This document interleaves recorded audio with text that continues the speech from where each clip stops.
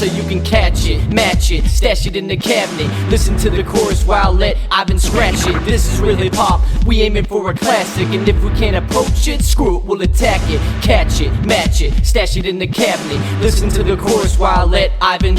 This is real hip hop, we aiming for a classic. And if we can't approach it, screw it, we'll attack it.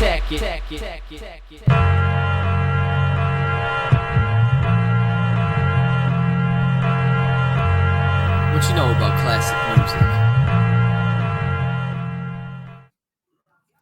What's going on, everyone? Welcome to the Retro Wrestling Review Series. And today, I'm reviewing Night of Champions 2012. And this is going to be the end of the retros going up to all of these retros that we're doing.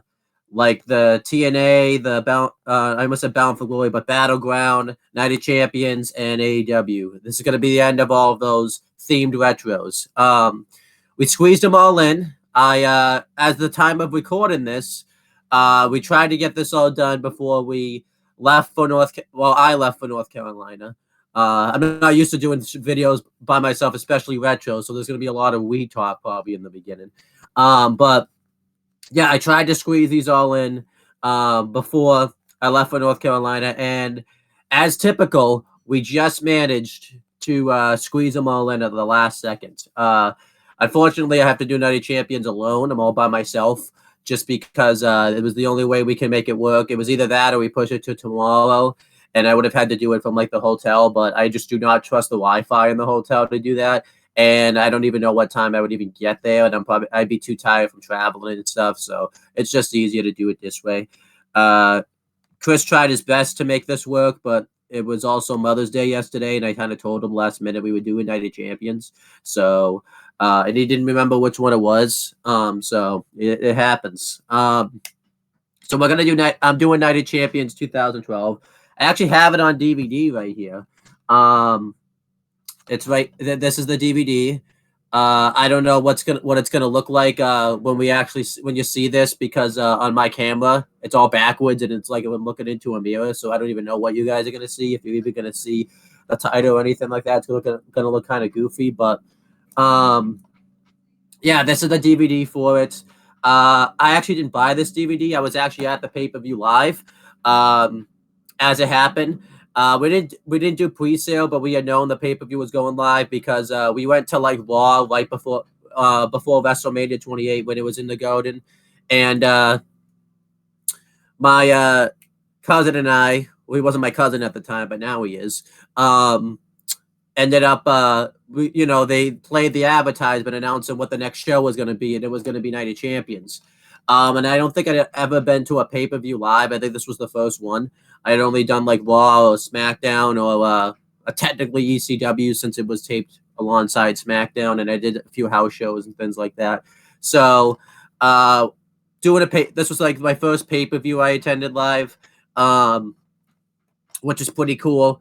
Obviously, they announced that we could do like the pre-sale and all that type of stuff. But we didn't do it that way just because I feel like no one really ever does that. It's very rare people probably do that, but it's like, you can be like the first ones now to get the tickets and all that type of stuff. But my stepmom now, and obviously not my stepmom at the time, made the agreement that it was going to be both our birthday presents because it was in September. My birthday was in March. I think I went to the Raw like March 6, 2012. I don't know if that's the exact date, but that's the date that I remember, which is kind of hilarious because if that's the case, I just went to the March 6 episode this year, so that'd be kind of funny if I went to like 2 March 6 episodes of Raw like almost 10 years apart. Would have been cool if it was like March 6, 2022, but it didn't happen that way. But yeah, so the agreement was going to be our birthday presents. I don't exactly know like when she bought the tickets, so technically I went to the show for free because birthday. That's how I use it. You got to work the system a little bit. That's why I've been getting the video game for free the past couple of years, because it's been coming out around my birthday now. So I'm like, oh, I know what I want for my birthday. So you got to work the system sometimes when it comes to that type of stuff. You got to use your holidays as an advantage. Well, technically it's only my holiday, but you get the point. And yeah, we went to the pay-per-view. Obviously, I usually try to talk about the experience. I don't really think we did anything big, like travel-wise. I think we took like the train in and all that type of stuff. I think they've definitely, James is producing, so he can chime in at this point if he wants, because this is something he can actually talk about. They've definitely changed the train schedules since then, because I remember it's always like a big issue now. Like, people have to leave during the main events of pay-per-views now and stuff like that. But I remember, like, back then, it really wasn't that much of an issue. We were just able to take the train in. So I don't know what happened. I think the train schedule might be all screwed up now, because I remember, like, this is over 10 years ago. I get it, but it's like, I remember somehow the train schedule. The MBTA has gone to absolute utter shit. Like, that's the long and short of it. It's gone to absolute garbage. Yeah, because I remember, took that like, shit every day to get to UMass, and it was fucking awful. So there's my chime in for today. Yeah, you might have a little bit more, because I'm gonna go through the DVD ads also. But you're probably wondering though, why, Owen, why did you buy this DVD if you're at the pay-per-view live? You also have the network and Peacock. Well, one, there was no network and Peacock back then, so this is like the only way you could like really rewatch pay-per-views, unless you had the WWE 24th. I don't even know if that was still going at the time. Yeah. What ended up happening is I went to like a Christmas party. It was like a last minute thing, and everyone there usually gets like Christmas gifts. And I think they didn't realize that I was going. It was like such a last minute thing. So they were like, okay, he likes wrestling. I think they saw this DVD. They like knew I was there. So they got this DVD. I didn't even watch this DVD until like today. I did open it for some reason. I don't know why I opened it if I was never going to watch it. I don't know if it was already open. I don't even remember. Obviously, it's a decently well-made DVD. They don't have like obviously the strap things that open it. It just opens itself, which at the time I liked, because I would never be able to figure them out. I think I remember at one point, I don't think it's this DVD, I got really mad and like broke the thing, so that way I would never have to close. But now I can't even close the DVD anymore, so I had to switch it over to like there's a thing over there. I have that stack of DVDs, so yeah, it's just you guys are probably thinking to yourself, this kid has issues, and I wouldn't blame you. But yeah, it's decently well made. It gives away the result sort of the main event though, because if you didn't know the result of the main event, they just show you right there. CM Punk walks out as champion. I mean, it doesn't fully give it away because he doesn't win the match, but it's like, oh, I wonder who wins the main event. Well, you see CM Punk standing over John Cena with the WWE Championship with Paul Heyman behind him. It's like, yeah, it's pretty obvious who's winning that match. Obviously, they have the little WWE home video on the bottom. They have the DVD like video, just in case you didn't know it was a DVD. We had I'll go over it. This is like the design on the back. It shows Sheamus about to hit a bro kick on Alberto Del Rio in the world title match. It shows John Cena hitting after he hits the German suplex from the top on CM Punk. And Kane and Daniel Bryan after they won the tag titles, and Eve Torres about to win the Divas Championship. So yeah, this DVD right here is filled with spoilers. Great job, WWE. You're just basically wasting your time and money, because you basically just gave away the whole pay-per-view. That should be like an automatic like letter grade down, but it would be nice and not do that. I'll read the obviously the info on the back. It says, in a match marked by confusion and controversy, CM Punk puts his 300-day reign as WWE champion on the line against the one man who embodies the respect he's been vying for, John Cena. Plus, Sheamus's dominance as World Heavyweight Champion is in jeopardy as he faces Alberto Del Rio with the use of the signature bro kick. Without the use of the signature bro kick, excuse me. Yeah, we'll get to that in a second. You can tell why I laughed at that sentence. And in Allies in Anger, Kane and Daniel Bryan challenged WWE Tag Team Champions Kofi Kingston and R-Truth. 6 champions will rise or be conquered at WWE United Champions. I think they all rose. I think only one champion loses their titles. Also featuring Randy Orton versus Dolph Ziggler. United States Championship match, Antonio Cesaro versus Zack Ryder. Divas Championship match, Layla versus Eve. So the IC title got no love. And, it says home video exclusive, Matt Striker interviews Booker T, and it says the date of the show and everything like that. It gives you the website. This disc was made in Mexico, which is interesting. It's never happened, but it clearly says disc made in Mexico. This is what the inside looks out like. This is, I think, when they stopped giving you like the paper graphic of what's breaking down all the matches, because everything was done electronically nowadays. So they just decided, hey, we're not going to give you the paper anymore, which is just weird. Obviously, the disc is the CM Punk John Cena like graphic for the WWE title match. It says the name of the pay-per-view and everything like that. It has the old WWE logo. I don't think we've ever really talked about this on Retros before, but this was still a couple years after they changed the logo. I like the old logo better, in my opinion. The new logo isn't necessarily like bad or anything like that, but I prefer the old one. Maybe just because of nostalgia and all that type of stuff. And yeah, let's just kind of go through what the state of professional wrestling was like at this time. WWE wasn't too bad at this time. They weren't in the best state. I remember this is when Raw really started going to shit for a little bit, just because they just went to 3 hours, and WWE did not know how to manage the time properly when Raw switched over to 3 hours. And they did well obviously on the 1,000th episode of Raw, and then I remember like the next week it was like nothing but recaps. There was barely any matches on it, and then it didn't really get much better. Like Raw was bad at this time. SmackDown wasn't much better. This was when SmackDown just became like a super recap episode of Raw where none of the big stars would really show up on SmackDown, and SmackDown wasn't worth anything. I think this was kind of like the first full year where that happened. This would happen until like 2016 when they did the draft again. This is when they stopped fully doing the draft or like a brand split of any kind. Even though it ended in 2011, this is 2012 was kind of like the first full calendar year where the WWE just stopped doing the draft. They made a lot of bad decisions. They turned CM Punk heel for really no reason. The only reason that they turned him heel, well, there's two reasons. They wanted a heel for The Rock to go against when he came back for to fight for the WWE Championship. Because you actually forget that match is on the horizon. So they wanted Punk to be a heel, which I don't think he really needed to be a heel, but that can be a video for if we ever do that retro. And they also, he was outselling John Cena in merchandise sales. Like he was like the number one merch seller. And obviously the WWE didn't like that. So, they turned him heel so that way his merch sales would go down, because no one wants to buy a heel's merchandise, even though Vince McMahon doesn't know that, because that's been disproven for like years. You can just look at AEW. I think I bought a t-shirt of a heel on that show, on one of the shows. It's really like, it was really stupid though, because it was at that time when Vince McMahon was really trying to push people to like grab the brass ring. CM Punk grabbed that brass ring, all right, and he outsells Cena in merchandise. He doesn't get rewarded for it. He gets turned heel, so his merch sales will go down. That's really pushing someone to grab the brass ring right there.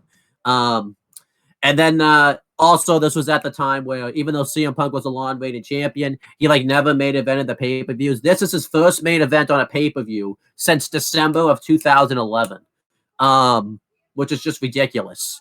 He always took a back seat. And it wasn't the first time the WWE champion where this happened with the WWE Championship, but it wasn't. It was probably the worst time that happened, just because CM Punk was actually like really popular at this time. This is also where they were kind of trying to make up to CM Punk because they screwed up the Summer of Punk angle so bad, so they figured, hey, we'll just give you a long title run. And his title run I always thought was like good, but I feel like it could have been so much more. It was really overshadowed by John Cena, because they always had to throw him in the main event at this time, which made people hate Cena more. Where I was one of those people, but in hindsight, as James just talked about before, it wasn't Cena's fault, because who's the guy that books the shows all the time and has final say at the time anyways. Obviously, some of the occasions where CM Punk did a main event were fair, like the Rumble. Obviously, he didn't need to main event that show. WrestleMania 28, just because they were building Rock Cena for like a year. That's okay. Brock's return was okay. I think a lot of people were accepting that the Money in the Bank ladder match that Cena was in main evented because one, it's the Money in the Bank pay-per-view. And also too, I think a lot of people were worried that Cena was going to cash in on like Punk or Bryan because they remember they fought in the title match. And I think a lot of people were like, thank God that that Money in the Bank match main evented, because a lot of people were like legitimately like scared at the time that John Cena was going to cash in. I can kind of forgive a little bit. SummerSlam, Triple H and Brock Lesnar main evented, but it's kind of like, did that really need the main event? I think James and I talked about it in that retro. You can just go watch that retro for that. But yeah, this is when like CM Punk was really a mid-card champion, which is not good because the world title was like relegated to the mid-card. Like it was bad in 2012. 2011, I guess it was kind of a mid-card belt, but it was still and enough of a high profile, I guess, but this was like really bad. Like it was open in most pay-per-views, I think, every other month. Like a world championships are not open a pay-per-view, unless it's like a rare circumstance. Yeah, that's basically kind of like it when it comes to like WWE. TNA, this is kind of like the last full year where it's like good.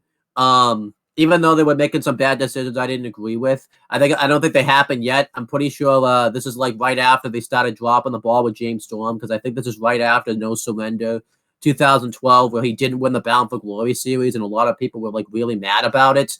But TNA was doing actually some things very well. The Aces and Eights storyline hadn't fully jumped the shark yet. It was still kind of finding its ground. They were doing some goofy things with it, but it wasn't like laughably like bad or anything like that. They were pushing the right people, like Austin Aries. He was the world champion at this time. He kind of had the same problem as Punk though, where like he was also like his title reign was overshadowed by Aces and Eights, the Bound for Glory series. He became champion at a really bad time. The X Division was doing relatively well at the time. And yeah, TNA was doing better. The tag division was in a really good state for TNA. Even though they were doing that bad, maybe TNA wasn't as good, but it was better than WWE at the time. And it was new to watching TNA like full time. I was like, this was like the first time I watched TNA every week, so maybe it's better. But in hindsight, now that I kind of talk about it, maybe TNA wasn't doing as great as I just said. But yeah, whatever. ROH was doing really well. I don't think it happens yet, but this is kind of like when Kevin Steen and El Generico start to have like their classic feud for the ROH title, and they would go on to have that like it wasn't a TLC match, but that ladder match at ROH, which is like one of the best. I think a lot of people consider one of the best like ROH main events for the belt. Was the same day as TLC 2012, believe it or not. And yeah, ROH was doing relatively well. They still didn't have that, big exposure just because it wasn't available in a lot of TVs or anything like that. So you could only watch ROH if you went down south or something like that. And I don't think a lot of people are going to pay money to do that. New Japan was doing very well at this time. They still didn't have the United States like exposure or anything like that, but they were doing relatively well. The Indies were doing relatively well. It was just WWE and TNA were doing like okay. I would say WWE was doing okay. They were making some bad decisions, and then TNA was doing. This is basically the last time that TNA is seen like as like a major threat, I guess, to WWE. Just because they were still, they still had all the big stars and everything like that. They were still, even though they were still the number 2 company, and you're probably going to see this video before this retro. Just go watch the the Battleground 2013 retro, and Chris and I talk about how bad TNA was and the state of affairs it was on that show. Like it was close to shutting down type of thing. And it wasn't really too close to shutting down like in 2012. They were still doing relatively well, but that's kind of the state of wrestling at the time. Let's kind of start going through the show.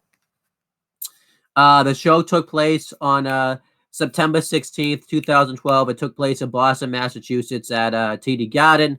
The attendance was 14,886. They said it sold out, but I don't think it did sell out just because I remember I've covered pay-per-views before where they filmed in TD Garden, and I think the number's been higher than that. Again, obviously, it could be obviously WWE raising the numbers and all that type of stuff, but I'm pretty sure. I don't think the show was like a full-on sellout from what I remember. The buy rate for the pay-per-view was 189,000 buys, which was down from SummerSlam, but that's also SummerSlam. But it was up from the previous year's Night of Champions, which was 161,000 buys, which maybe we'll do a retro for that. That's actually pretty bad for Night of Champions 2011 because that was still when CM Punk was in his popularity. But the buy rate was up. I'm not sure why it was up. I don't know if there was just more of an interest in the product in 2012. It really kind of is surprising because you would think 2011 would be higher just because, that was right after a couple months after the Summer of Punk angle. But if we ever do a retro on it, we'll talk about it. So there you go.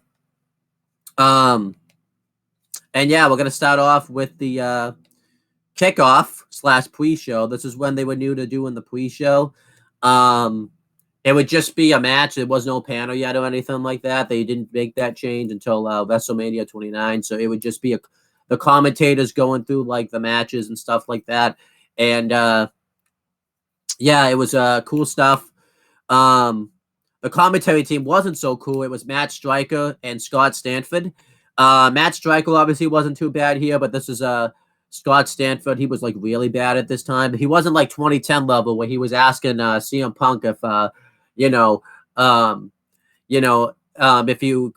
if you ate Cocoa Puffs, you weren't considered straight edge and all that type of stuff. He wasn't that bad. He also wasn't the lead play-by-play guy, and at least he was only on the show for like a half hour. But yeah, he wasn't particularly like good here. I think this is kind of like his last full year where he does commentary. I'm pretty sure it was Stryker and Stanford that were doing commentary for Superstars and Kickoffs. I'm pretty sure they were on the commentary team for SummerSlam 2012. And yeah, they're both. We've done career retrospectives before on Matt Stryker and Scott Stanford, so you can just go watch past retros for that. So there you go. They announced that they're going to give an update on Jerry the King Lawler because he just had his heart attack on the Go Home episode of Raw, so we'll talk about that later. Booker T gets interviewed. I don't think I actually saw this in the arena. I think they just showed this online. And yeah, Booker T talks about why he banned the bro kick. He says that he has to even though he's been a competitor before, he has to put that aside and realize that he's got to be a general manager and he's got to put his foot down and see when a move's been devastated. He said that he's still doing like an investigation on the bro kick and he's hoping to have a decision fairly soon. So that was that. I thought that was okay by Booker T. I thought he was a pretty underrated GM. I don't really think he ever got to really be much of a GM because he went on to have like surgery like right before, like I think right after WrestleMania 29. I think he had like a tricep surgery, and by the time he came back,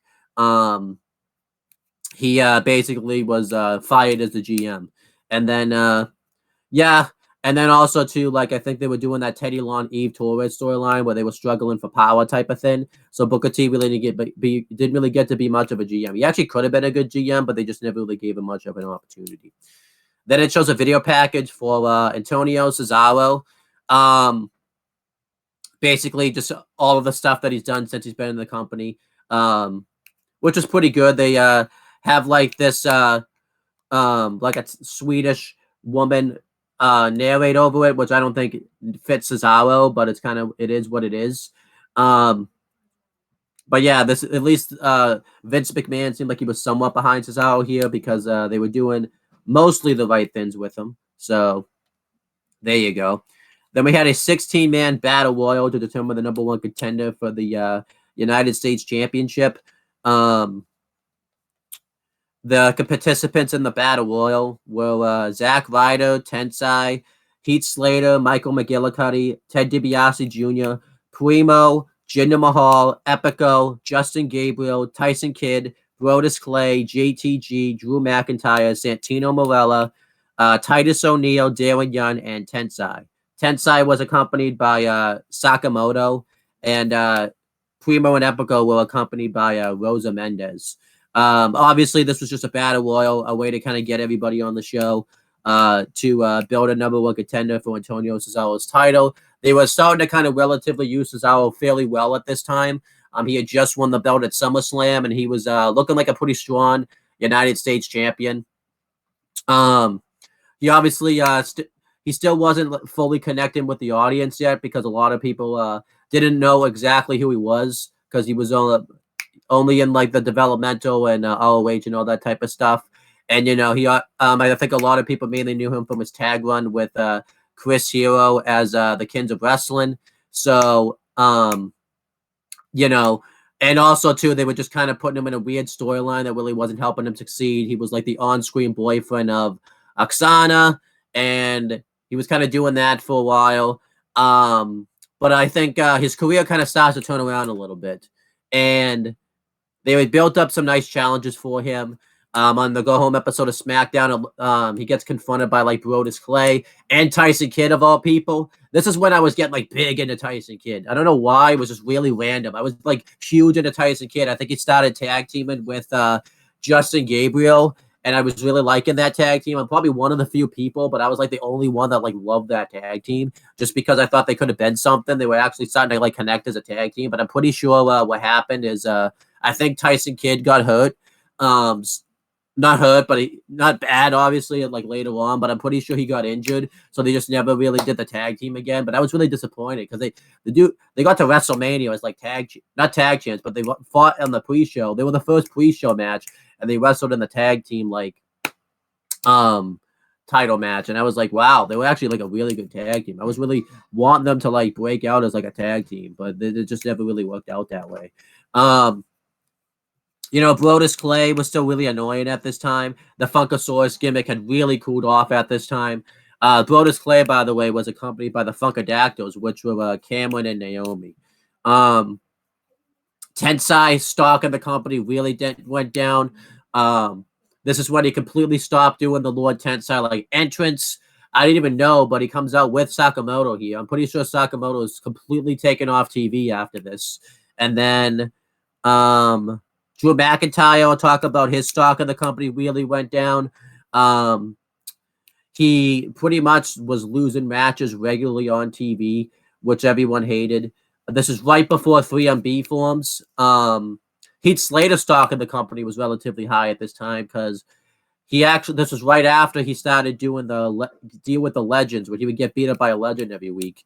And honestly, it actually made his career, I think, just because it got to show that he could be like an entertaining character and everything like that. They never really went anywhere with it. He just ended up like forming 3MB, and it didn't really do much for him. But I really thought that could have been a breakout moment for him. Santino Marella, this is when he was getting really annoying. He was like really bland as a babyface.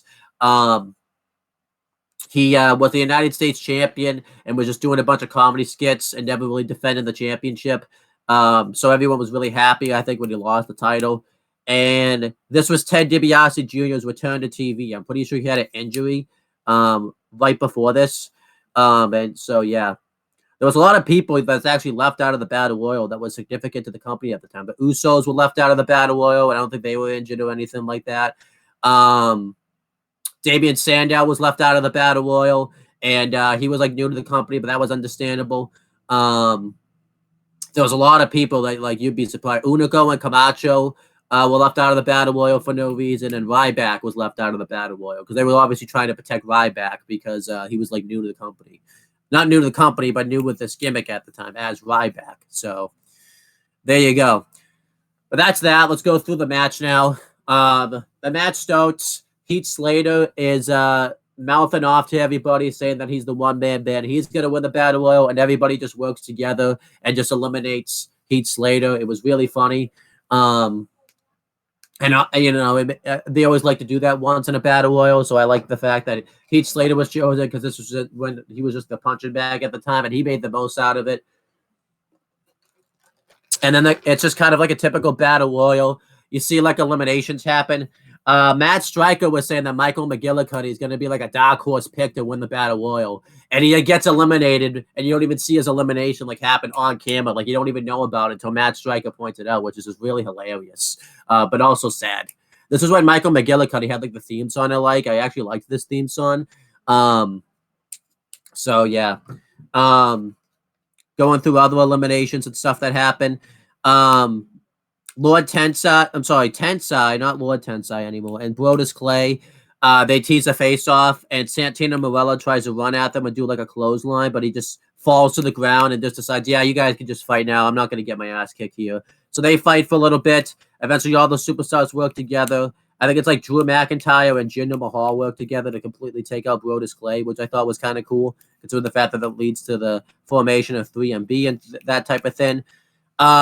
Tyson Kidd got done dirty here. He got eliminated like right away. He does do a cool spot because he does like he gets powerbombed by Tensai, and like right onto everybody. But I remember being there live. I booed the crap out of this when this happened. I was so mad when this happened because I was big into Tyson Kidd at the time. I was probably like one of the only ones. I was like really liking Tyson Kidd.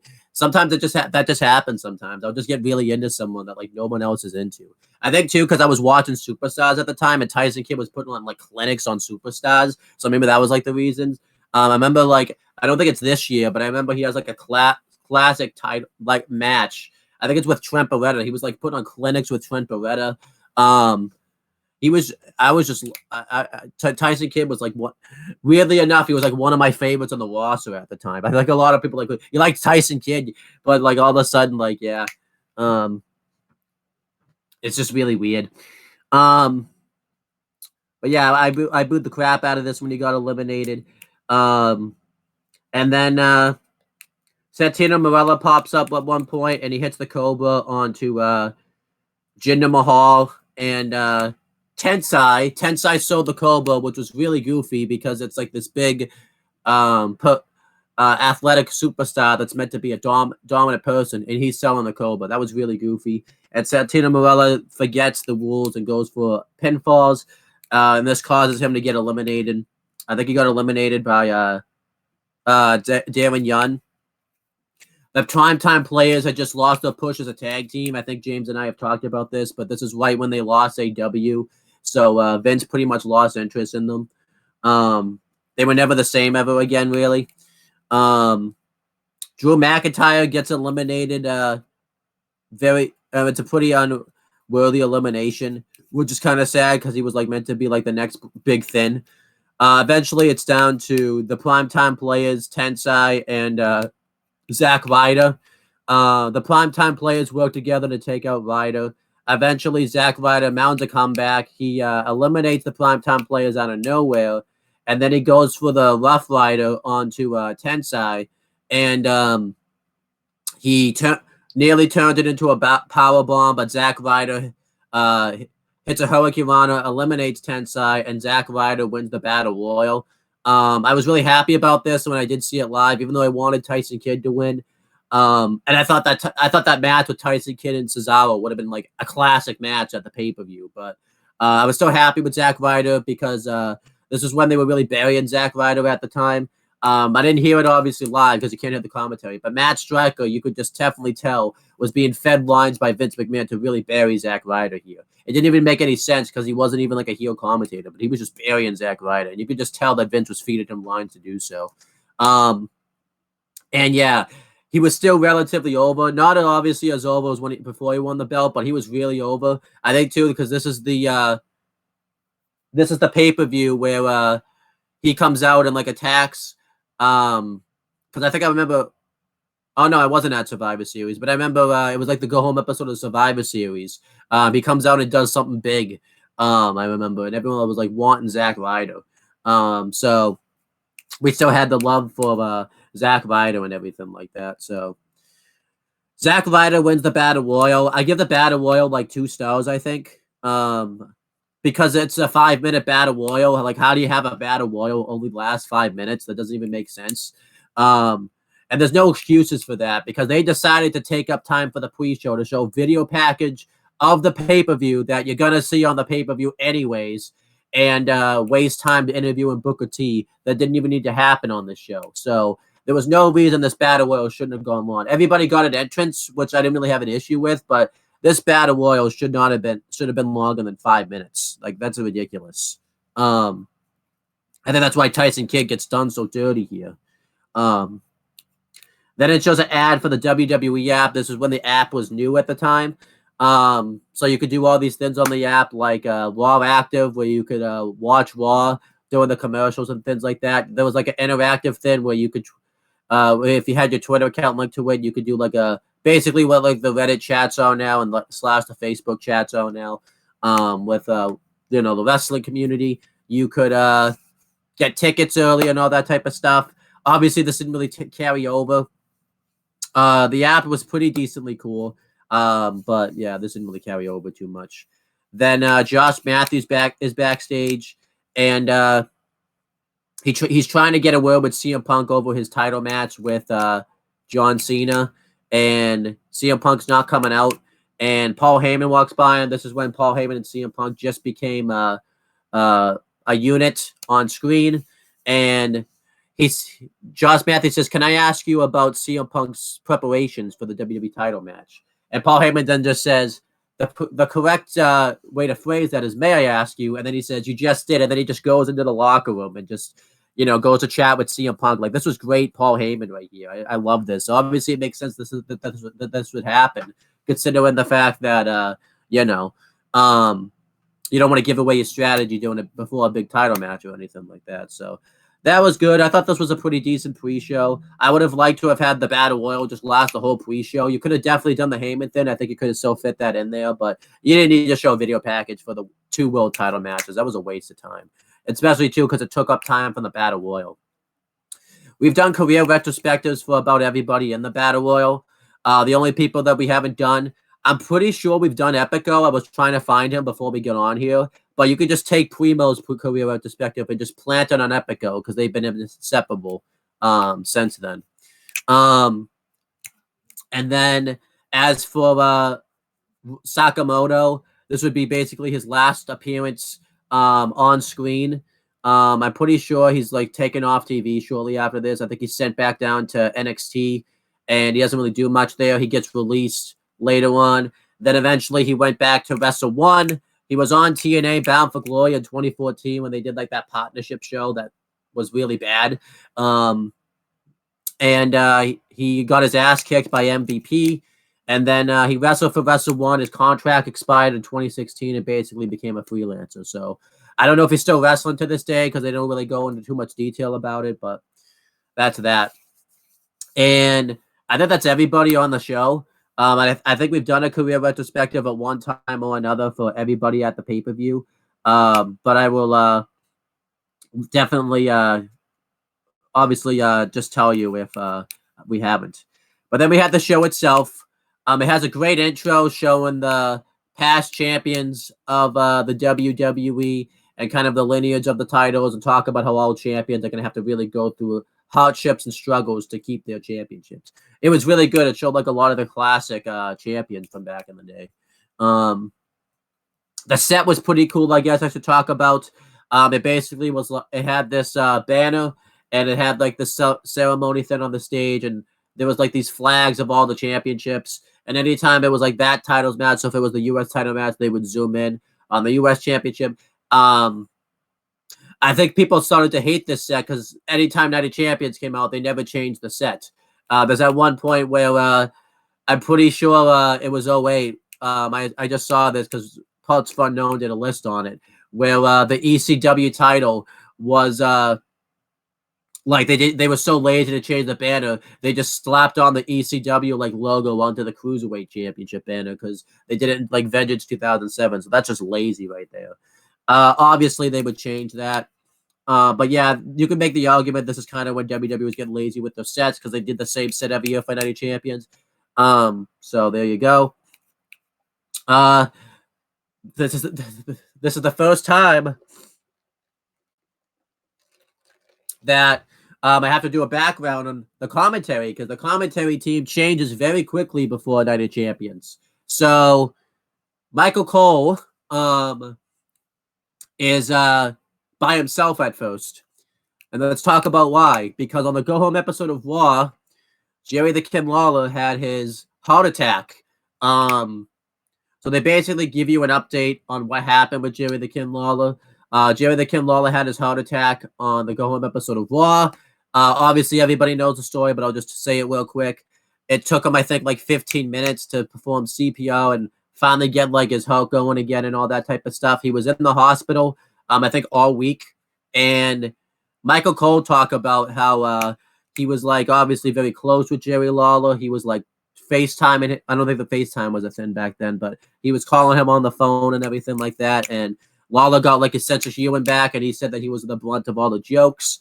And he announced that he went home, I think earlier that day. So yeah, Lawler was out of commission for a while. I don't think he came back until like the Go Home episode of Survivor Series, and they would do that terrible segment where Paul Heyman faked a heart attack to get heat on CM Punk.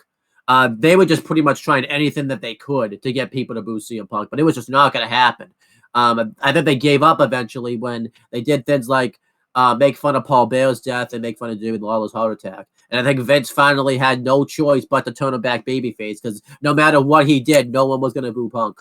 But yeah, so it's awesome that Jerry the King Lawler survived. Everybody obviously was really happy about it because it was up until like it honestly felt like the Owen Hart Over the Limit pay-per-view type of episode because it was like a real life situation type of thing.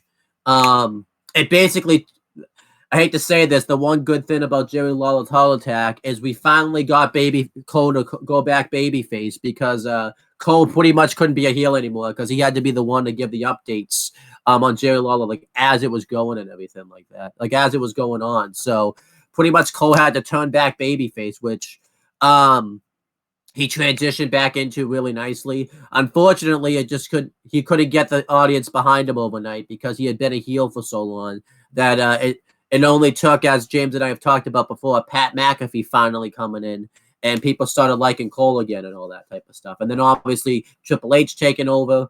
Cole got that passion back for him. But Cole was back to being a babyface because they couldn't really ignore it anymore. So who took Lawler's place? None other than JBL. He actually gets an entrance here. I didn't actually know it showed it on the pay-per-view just because usually they do the commentary entrances before the show happens, so I didn't realize this was actually on the pay-per-view. But yeah, it was pretty cool here. This is probably the loudest pop I think JBL has ever received as the JBL character anyways, which is just crazy to think about. It doesn't translate too well on the pay-per-view, but he got a big pop when he came out. To be fair, I guess it was very well known that he was going to be there just because Jerry Lawler sent a tweet about it, and I think obviously the news sites talked about it, but I actually didn't know he was going to be there because I usually try not to read it. I heard JR was coming, but he didn't come till the next night. But yeah, JBL was there. I think that made sense because they had to transition Michael Cole back to being a babyface, and I think JBL being there, I think helped that because this is the first time they did commentary together since 2007.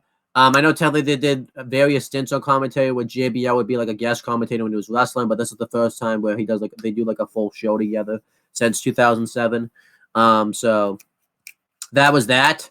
But yeah, the only thing that sucked is if you were there live, you didn't even hear this update happen. And I actually didn't even know that they did this update until I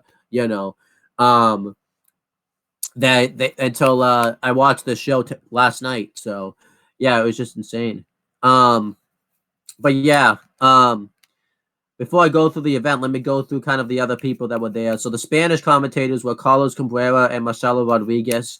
We've done career retrospectives on them before. Backstage interviewers were Matt Stryker and Josh Matthews later on.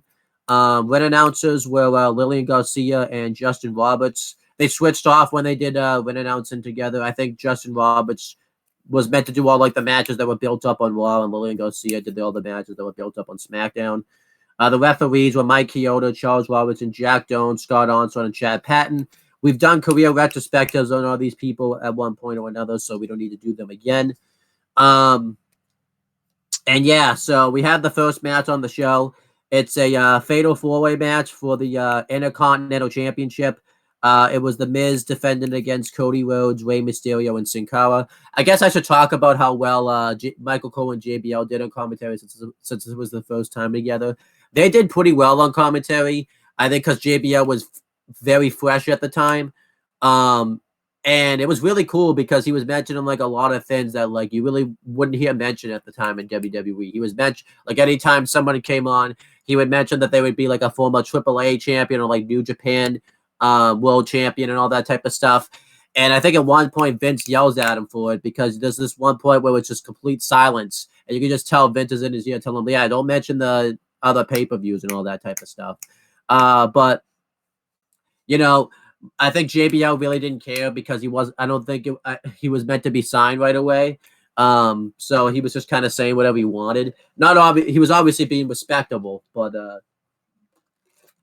he was kind of actually mentioning stuff that happened outside. They did a running gag where anytime they talked about former champions, that JBL would always be the last name. Like it'd be like these Hall of Fame world champions, and JBL was like, "Oh yeah, you were also a former United States champion." At one point, they're going through like the tag title, like who's been former tag champions, and the Basham brothers were like the last team mentioned, and they hadn't been mentioned, I don't think, on WWE for like years. So it was just kind of insane. Michael Cole transitioned really well back to being a babyface announcer. He was really the play-by-play guy, and he transitioned back to it fairly well, so that was cool. But yeah, going through this match, the reason for this match is The Miz had won the Intercontinental Championship at Raw 1000. Him and Rey Mysterio had a match at SummerSlam for the belt where Miz retained the championship. Then Rey Mysterio will go on to defeat The Miz in a one-on-one match and then a tag match on SmackDown. Meanwhile, Cody Rhodes and Sin Cara were feuding. Sin Cara had just made his return to WWE the first time after being injured. And his first feud was with Cody Rhodes. They were doing the mask gimmick where Cody Rhodes tried to unmask Sin Cara. And yeah, they were also teasing a tag team with Rey Mysterio and Sin Cara. They would have tag matches with The Miz and Cody Rhodes where they would win them. Eventually on Raw, the go home episode, The Miz helped Cody Rhodes beat Rey Mysterio, and Cody Rhodes also laid out The Miz, and it led to this fatal four-way IC title match. I thought this was a pretty good Intercontinental Championship match.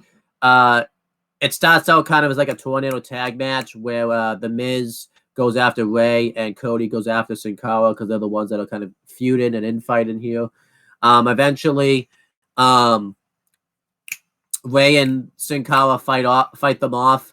And Rey and Sin Cara have like a little bit of a teaser going at it, but it gets cut off by Cody and The Miz.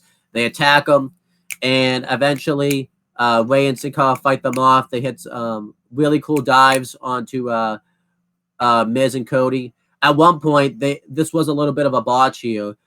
Miz and Cody catch Sin Cara, and he's supposed to do like a double arm drag to The Miz and Cody, but that does not happen. Instead, he only does it really to Cody, and The Miz has to like fall over when he clearly did not get arm drag. He was supposed to do like a double arm drag to him, but it did not happen. That's like the only botch that Sin Cara does the whole match. And they do a little bit of a tease. They have the Sin Cara and Rey Mysterio go at it, but eventually Rey and Cody and The Miz cut it off. They attack them. They get thrown to the outside, and The Miz and Cody work together to take out Sin Cara. Eventually, they start fighting amongst each other, and Rey Mysterio hits a Cena Senton, taking out The Miz, and Mysterio and The Miz go at it. Cody hits an Alabama Slam on Rey Mysterio, but he doesn't get the pinfall. Rey and Sin Cara go at it again. It was some really good stuff. It was nice teasing right there. Eventually, they do a Tower of Doom spot where Cody goes for a superplex on Rey, but The Miz runs it and hits a powerbomb onto both guys. And The Miz starts dominating Ray. He hits the really cool Miz style DDT onto Ray, but he doesn't get the pinfall. And eventually Ray starts mounting a comeback. He hits the wheelbarrow bulldog onto Miz, but he doesn't get the pinfall. He hits a double 619 onto both guys. He goes for the splash, but he gets countered. No, he actually hits the splash, but the Miz breaks it up. He throws Ray to the outside, and eventually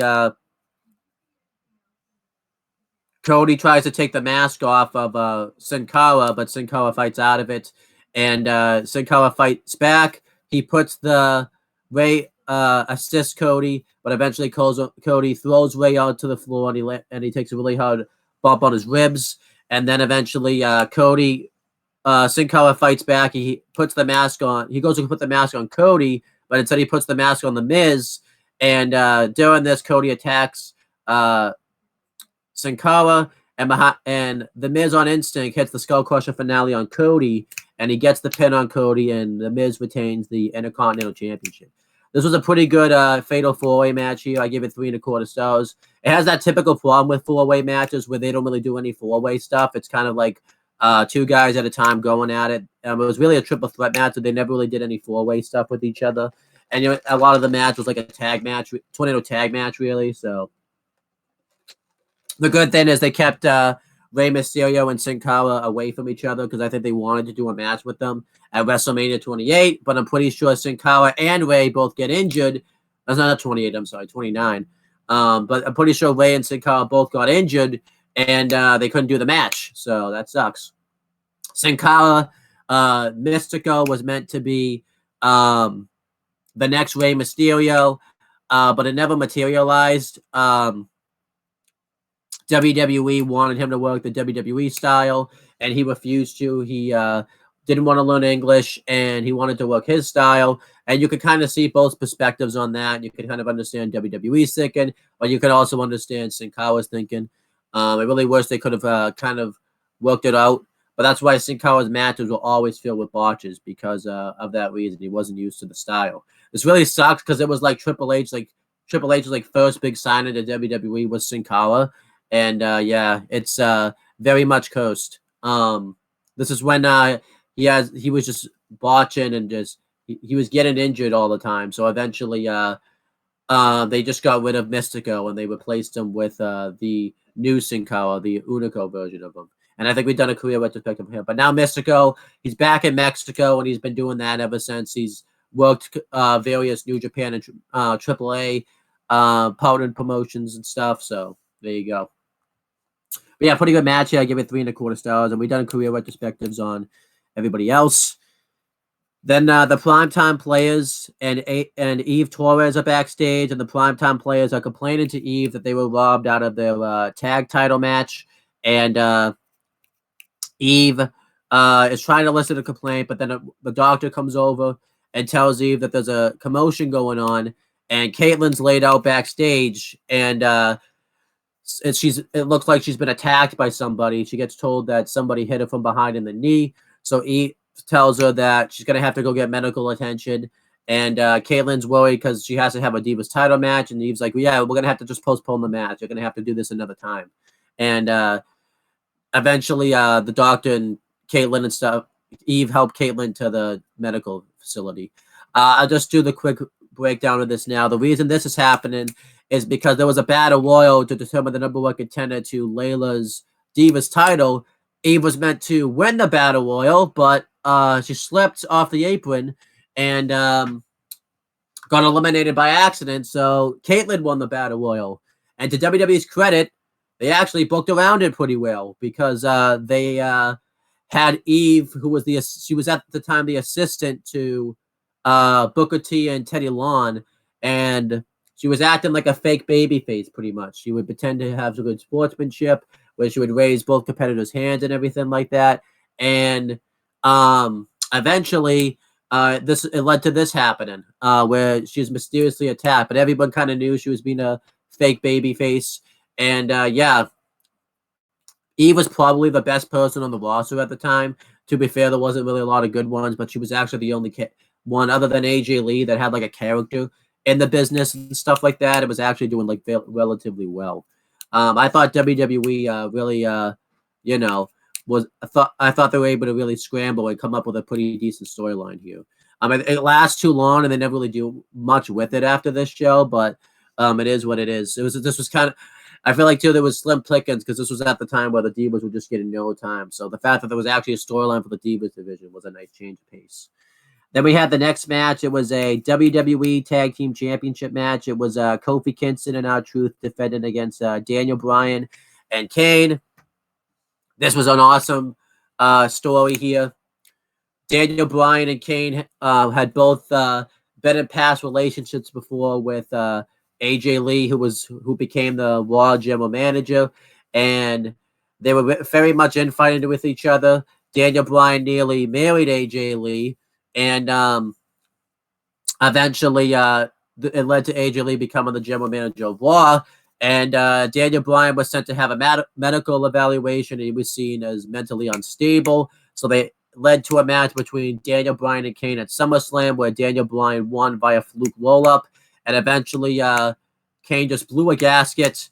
And the next night on Raw, they had tag matches where Daniel Bryan had to team up with The Miz, and Kane had to team up with Zack Ryder, and Kane just absolutely destroyed Zack Ryder. So it caused AJ Lee to have to send Kane and Daniel Bryan to anger management, and I really can't do those segments justice. We're going to do those on in another career retrospectives, but you saw that Kane and Daniel Bryan were, even though they were medically unstable, Daniel Bryan would just snap randomly, and Kane obviously would just talk about his history. They were starting to kind of like see eye to eye a little bit, and then it led to the app voted match where they voted on whether or not what Daniel Bryan and Kane were going to have. It was either going to be like a street fight, a hug it out segment, or something else. Eventually, it led to the hug it out segment, and they had to hug it out on Raw. And it looked like the things were going to be all good, but they started to get a bit too aggressive with each other, and it led to a big attack where Kane nearly ended Daniel Bryan's career. So AJ Lee and Dr. Shelby, who was awesome in this storyline. Dr. Shelby was the anger management counselor of Kane and Daniel Bryan, came up with this idea that they were going to team up in a number one contenders tag title match against the primetime players who already had the shot going in, and says that, either it's going to bring you two both closer together or send you on a disastrous explosion or something like that. And both those things happened because they both won the match, but it was by accident. Kane chokeslammed Daniel Bryan onto Darren Young, and he ended up just landing on Darren Young. And, it led to Daniel Bryan and Kane becoming number one contenders. Unfortunately, that match is very well known for the match that Jerry the King Lawler had his heart attack for, so it's also like one of the weirdest matches in wrestling. And yeah, Kane and Daniel Bryan had to work together here. They were very much an oddball tag team. And it was really good storyline here. Kofi Kingston and R-Truth were just a random tag team thrown together. Just look up the races of Kofi Kingston and R-Truth, and you'll understand probably why Vince threw them together as a tag team. I don't really want to say what it is, but, if you look up Kofi Kingston and R-Truth, you see what they both look like, you'll understand it. I think that's what Vince's thinking was. But yeah, going through the match, Daniel Bryan has his entrance, and he's trying to be all calm. This is when he was doing the no gimmick, where people would chant yes at him, and he just would flip out and say no. That was not the case here. He was being very calm. He was just saying no, but he was taking nice deep breathing exercises. And then Kane's entrance goes off, and I think it legitimately scared Daniel Bryan. It might have been kayfabe, but I don't know.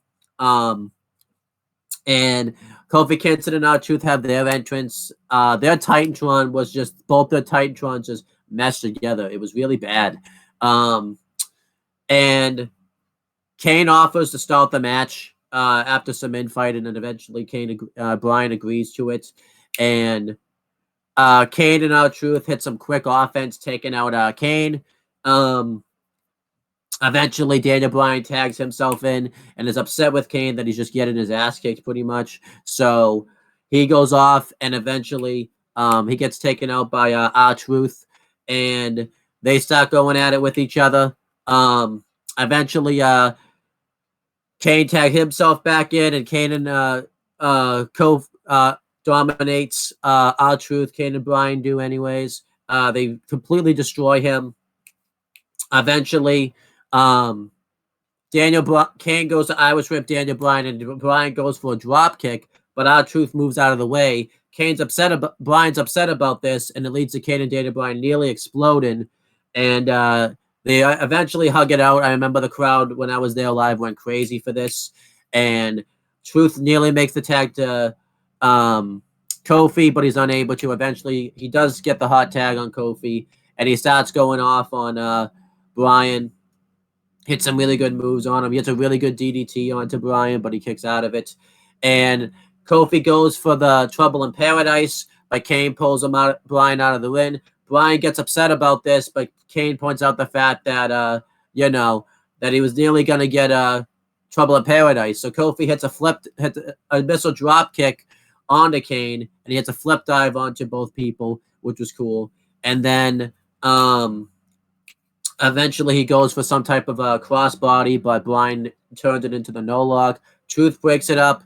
Kane takes out Truth. Truth was meant to hit a dive, and Kane was meant to catch him, but he completely misses, and then Kane throws him back first into the apron, and eventually it spills into chaos. Kane tags himself in, and he's going to hit the flying clothesline onto Kofi, but Bryan gets upset about this. Kane shoves Bryan, and Bryan attacks Kane. He pushes him off the top turnbuckle, and he completely lands on Kofi, dead. And Kane it just happens to fall on Kofi, and he gets the pinfall on Kofi. And Kane and Bryan became the new tag champions. Even though I kind of thought it was going to happen, I really wasn't sure, just because I thought they would just do it like a big implosion. But I was really happy that it did. The crowd went crazy when Daniel Bryan and Kane won the tag titles. Afterwards, they celebrate with the championships, and then they kind of look at each other, and they argue about the fact that both of them are the tag team champions. Kane says he's the tag team champions. Bryan says he's the tag team champions. They were both just yelling at each other, and then eventually Kane does his pyro thing and walks off. This match was really good. I really liked the story of this match, and I really liked where it led to and everything like that. I give it 3.5 stars. Mainly it's because of the storytelling elements that they throw in with Kane and Daniel Bryan. So I thought it was really good. They do more with it later, but I'll talk about that later. We've done career retrospectives before on all these guys, so we don't need to do it again. So just go watch past retros for that. So then Teddy Long and Booker T are backstage, and they're talking about how much of an all-ball tag team that Kane and Daniel Bryan are. And I should say JBL's commentary for the Kane and Daniel Bryan match was very good. He was just talking about how crazy they are and all that type of stuff. But eventually Eve comes in and tells Booker that Caitlyn twisted her ankle, which was obviously a lie. And basically says that she can't compete, so we're going to have to postpone her Divas title match. But Teddy Long points out to Booker T that they still need to have a Divas title match since tonight's Night of Champions. Every belt has to be defended. So Booker T comes up with the idea that, and Eve also says that, well, no one else has really earned a Divas title match. And Booker T points out the fact that Eve has, because she beat the champion on Raw recently, and she's been having some really good wins, and she's also been doing a really good job as his assistant, so he kind of gives this to her as a reward. And Eve acts all surprised about this and goes to get ready. And Teddy Long just has this disgusting look on his face, like he knows Eve's up to something. So, yeah, decent segment here. They made it definitely obvious that Eve was the one that attacked Caitlyn. And, it was fine, obviously, the fact that it was predictable, but, it kind of is what it is. Then eventually we had the United States Championship match. It was Antonio Cesaro with Oksana ringside versus Zack Ryder.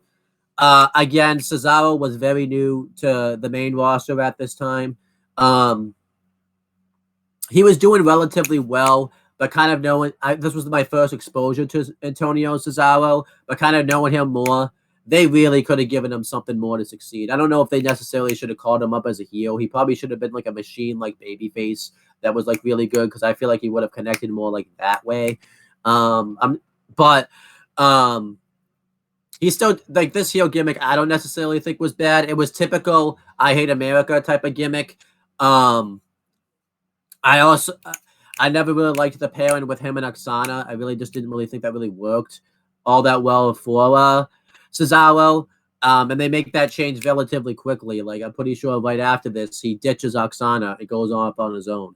I remember I was very worried about this because I was worried without Oksana, he's not going to do as well, because that was kind of the thing that was getting him TV time. And oh my gosh, I mean, yes, they misusutilize him, but he's the one that lasted longer in the business than Oksana did, which I know it sounds like it shouldn't sound like a surprise, but I just didn't. I thought he was just gonna fizzle out after that because Vince was starting to lose interest in him. But yeah, going through the match, Zack Ryder dominates the beginning portions of this matchup, but eventually Cesaro hits a really good clothesline, taking out Zack Ryder. No, he hits actually not a clothesline. He hits a flapjack. And hands him up ribs first into the ropes. And he starts dominating Zack Ryder. He hits a really good gut wrench suplex on Ryder, really good clothesline. He hits a slingshot uppercut onto Ryder, but he doesn't get the pinfall. Zack Ryder mounts a comeback. He hits the typical Ryder moves. Eventually, Cesaro goes for the neutralizer, but Ryder counters it. He goes for the broski boot in the corner, but Oksana pulls him out of the ring. He chases after Cesaro. Cesaro catches him into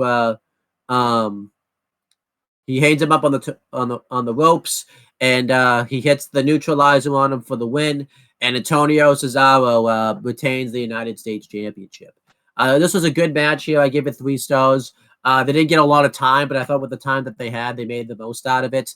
And I really liked this a lot. I really wish it was Tyson Kidd. That way they could have had like a barn burner. I'm really mad that they never. I know Tyson Kidd and Cesaro will go on to have classic matches and like a classic tag team with each other. But the one missed opportunity I think that they missed was not having Tyson Kidd and Cesaro doing a U.S. title match with each other. I mean, I'm just saying this because I was a big Tyson Kidd mark at the time. Again, I know it's random as hell that I was a Tyson Kidd mark at this time, but I was just really enjoying Tyson Kidd at the time. I was probably the only one, but it is what it is type of thing. But yeah, I'm pretty sure Kidd and Cesaro did have a match with each other, but it was still really good, but I just really wanted Tyson Kidd to just have this great match. I thought he would. I know I've been like talking about Tyson Kidd here, but I was just really into Tyson Kidd. I really wanted Tyson Kidd to break out in 2012. He breaks out in 2014, but 2012 was the year I think it really should have happened. Like him and I'm not saying he had to be main event or anything like that. Like him and Cesaro could have had like a classic on like a pay-per-view for the United States title that I really mad we never got. I know we got the match, but I really wanted it in 2012. Like I was asking for it every week, and it just never happened. I mean, it did happen, but not the way I wanted it to happen. But yeah, this was good stuff. I give it 3 stars. It's really sad because I just watched Battleground 2013, like a little over a year later. That because they were just starting to they were doing mostly the right things with Cesaro at this time. Vince was slowly building him up. The U.S. title was really establishing him, and he really should have been. 2013, if everything had gone right, should have been the year that Cesaro won a world championship. If everything could have gone smoothly, but they just started dropping the ball on Cesaro, and it just really makes me sad. I think Cesaro, why he worked so well in WWE at this time, is he really stood out because he was a really good throwback. Like he was really different from everybody else that you saw on the roster, and it's really crazy to think like. I know he gets misutilized. How Cesaro was really able to up his game because I'll point this out. Dolph Ziggler really wasn't. Dolph Ziggler stopped standing out because everyone that they signed, was basically doing everything that Ziggler did but better. Cesaro was such a talent that he was able to update his game and everything like that. I would like Anything? I would like to interject about Cesaro since you brought it up. It will never make any sense to me why Cesaro never made it in the WWE when he literally can speak and cut a fiery promo in 5 different fucking languages. Yeah, that's the thing. He was doing his 5. He was doing his 5 language gimmick at this time too. The thing about it is like, okay, yeah, it starts as a snobby heel gimmick, but you realize how fucking valuable that is? Are you retarded, Vince? Yeah. Like, are you not realizing the gold mine you have? You have a fucking wrestler that's built like a brick shithouse, much like Cena and Orton. You got a fucking guy who's literally pound for pound one of the best technically gifted wrestlers on the planet, and he could cut a fiery promo in different languages, and you're gonna say, he doesn't speak good English, pal. I mean, I'll still let you interject and stuff here. I was just talking. He stood out at this time. He was a throwback. Like he was doing stuff different than anybody else on the roster. Yeah, he was. He stood out. And let me just say this, because I think it needs to be fucking said, because I don't know if anybody else has called him this, but I have no filter and I don't give a fuck. Vince McMahon, what a nearsighted cunt. Like, the fuck. I want to get your take on this because I've been talking. You might have heard me talk about this, but go ahead. This was when I was getting like big. I really wanted Tyson Kidd and Cesaro to have this classic. Oh, that would have been awesome. Are you kidding me? Like it was really random. I think I was getting big into Tyson because I was like one of the only ones that watched Superstars. Owen, I've been on the entirety of that 2012 to 2015 run. I know how much of a mark you were for Tyson Kidd. Yeah, put him in everything undercard wise of our fucking shit. But no, he was really good, and he talk about a guy who was fucking miscast and misused. Jesus Christ. He was. Yeah, I love Tyson Kidd's awesome. I was loving Tyson Kidd because I was so mad because I really wanted him to win the Battle Royal this night, but it just did not happen. And he gets eliminated. Dude, I mean, you know what it is too. I can guarantee you. I can tell you what it is. It's because he had a great showing in the Money in the Bank during this year. Yeah, he did. And then he had a great little tag team with Justin Gabriel as the International Airstrike that they did nothing with, but they were actually a really good team. They were. And then, don't forget too, by the way, that not even that he won the Money in the Bank. I feel like a lot of people underrate this moment. He beat Tensai in like a minute on Raw, I remember, right before Money in the Bank. I remember, too, it got him over so huge because he gets the jobber entrance. And Michael Cole legitimately said, because he was beating him up in the corner, oh, this is going to be a slaughter. And all of a sudden, Tyson Kidd won out of nowhere. It was huge. I loved it. It was awesome. Yeah, because it was different. And it was out of the fucking norm. And also, they were kind of fucking over my boy Albert. But that's beside the point. By the way, another guy they fucked over. How are you going to fuck over my boy Tensai like that when he just... This is Yeah. It's not super hot off the heels of his tag team run with Vader, but it's at least 5 years out from that. I think this was right after his, you could correct me if I'm wrong, was it his tag team run too with Carl Anderson? Because I know they were a team in New Japan. I think they were a team, but more specifically, I'm talking about his shit with Vader. Him and Vader were a force to be reckoned with in Japan. Mm-hmm. And I think it might have been All Japan. I could be wrong. It was the last gasp of All Japan, but I don't know, man. WWE doesn't know how to book the shit, man. They just don't. I would have had a field day with guys like Kidd and Tensai and fucking Cesaro. Jesus Christ. As you know, I've had it. As you see with my book, and I've had a field day with. We know. Kidd we know. Yeah. But yeah. Alright, that's my interjection. Continue. Next, David Otunga and Alberto Del Rio are backstage. Otunga's in a neck brace from the bro kick getting the bro kick from Sheamus. They're talking about strategy for the World Heavyweight Championship match. Ricardo Rodriguez comes up, and he screws up here because he's not in his neck brace. So this is kind of outed the heels as being, that they were basically lying about the Bro kick. And David Otunga said, "You got to put the neck brace on. As your lawyer, I'm advising you to do so." And Ricardo's like, "Yeah, I'll put the neck brace on, but it's starting to feel better." And Alberto Del Rio calls him stupid, saying that you're basically giving away a whole plan right here. And this obviously sets up what happens later. But yeah, this segment was okay, I guess. Obviously, as everyone knows, I'm not the biggest Alberto Del Rio guy. I know a lot of people are going to say, "Oh, it's because of this stuff now." No, watch my videos. I was never the biggest Del Rio guy. Watch the intro to WYW, and you'll understand more specifically my first match in round 1, because that would kind of explain it more. Because, yeah. Then we had the next match. It was Dolph Ziggler with Vicky Guerrero versus Randy Orton. Dolph Ziggler had just won the Money in the Bank in 2012, which was absolutely the right decision. And he was about to cash it in on Sheamus, but Randy Orton laid him out with an RKO, which prevented him from cashing in. So Ziggler was out for revenge on Randy Orton, and they had matches on Raw and SmackDown where they both exchanged victories, and eventually a match was made here. I know what you guys are thinking, right? That sounds like Randy Orton's the heel, right? Because he just cost him the world title. No, it's the other way around. Randy Orton somehow the babyface, and Ziggler's the heel. Doesn't make sense when you describe the storyline, but that was the case here. But yeah, going through the match, Randy Orton dominates the beginning portions of this matchup. He destroys Dolph Ziggler. He throws him into the barricade and all that type of stuff.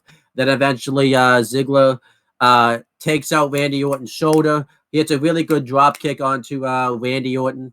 I always like kind of seeing them face off because it's kind of like a drop kick off, because I think when a lot of people list like top 3 drop kicks in the business, at least at this time, I think Randy Orton and Dolph Ziggler were like high up on the list. Also, obviously, Roderick Strong was on that list. They might, I still think to this day, they probably have the best drop kicks in the business. Maybe not so much Ziggler now, since he doesn't really wrestle as much. And obviously Randy Orton, because he probably can't wrestle anymore, so we have to take him off the list now.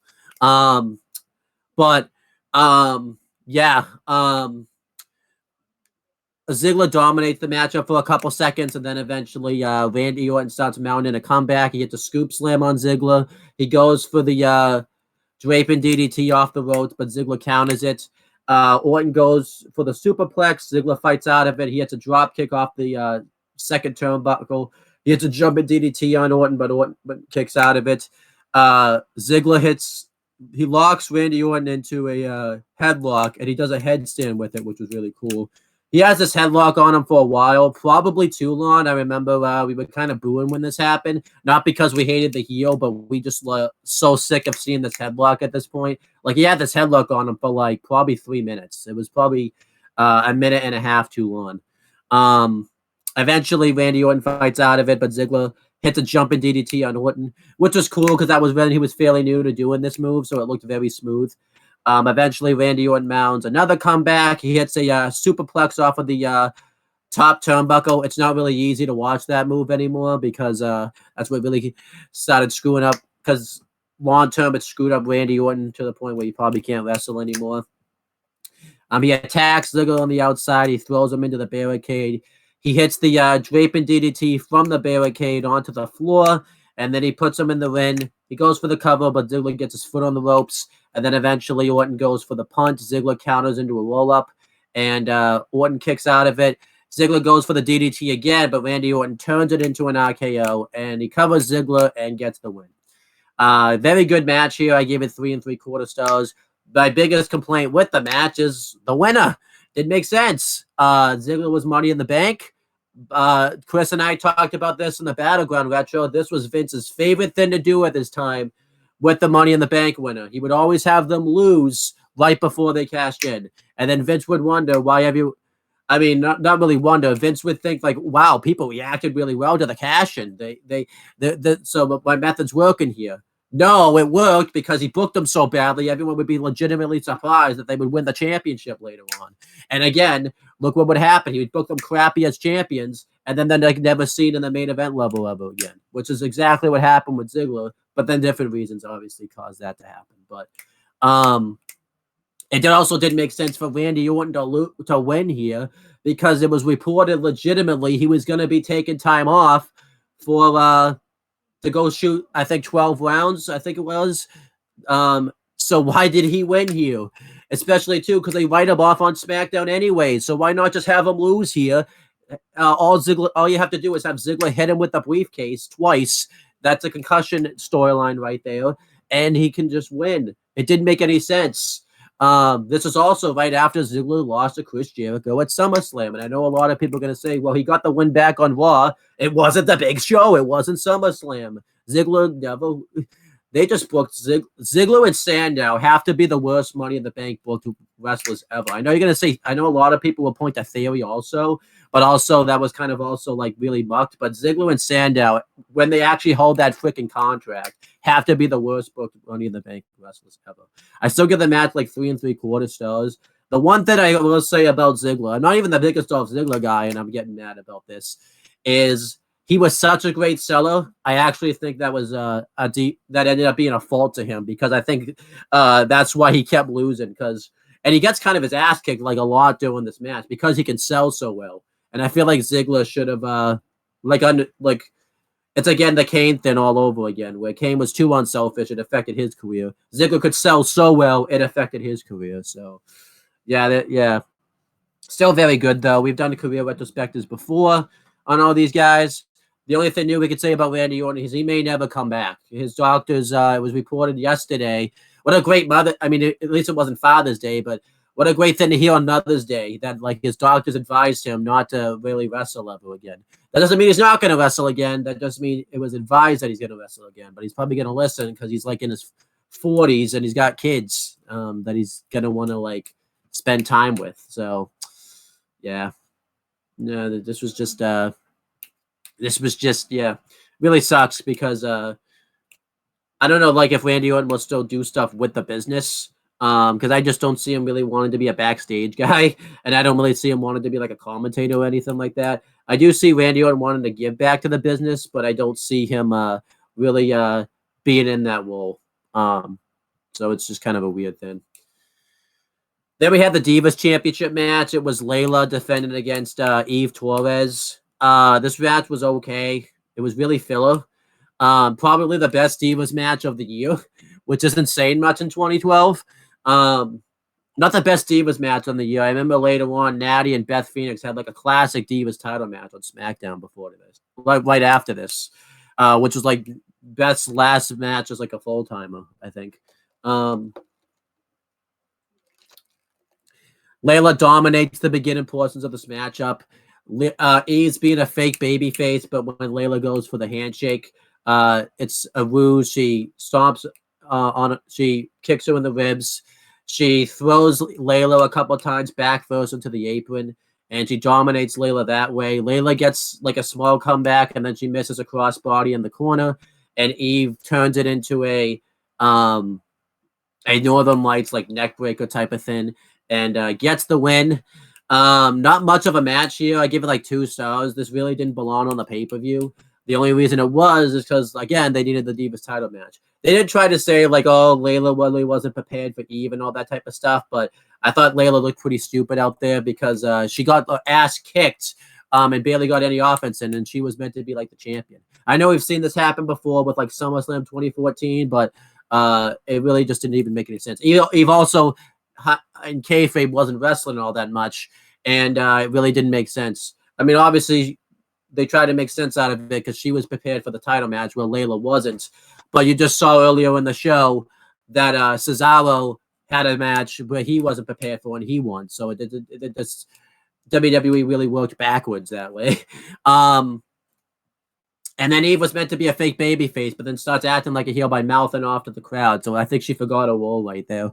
I give it 2 stars. It was kind of whatever. This would lead to the storyline where Caitlyn would start to accuse Eve of being the attacker. Eventually, it was found out she actually was the attacker.